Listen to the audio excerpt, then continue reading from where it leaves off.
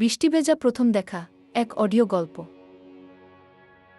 বৃষ্টি আর পুরনো বইয়ের গন্ধ। ভাবতেই যেন মনটা কেমন রোমান্টিক হয়ে যায়, তাই না? নিশিতা আর আরিয়ানের গল্পটা ঠিক এমনই। বৃষ্টি ভেজা বিকেলে পুরনো বইয়ের দোকানে তাদের প্রথম দেখা। দুজনেই খুঁজেছিল একই কবিতার বই। হাতটা ছুঁয়ে গিয়েছিল প্রথমে, তারপর চোখাচোখি। সেই হাসিতেই লুকিয়েছিল এক নতুন গল্পের শুরু। কফি, গল্প আর অজস্র স্বপ্নে তারা একে অপরের দিকে এগিয়ে গিয়েছিল। একদিন আরিয়ান বইয়ের পাতায় লিখে দিল, চলো একটা চিরকাল বৃষ্টি হয়ে আমরা নিশিতা হেসে রাজি হল। সেই শুরু, আর আজও তারা একসাথে জীবনের পথ হেঁটে চলেছে।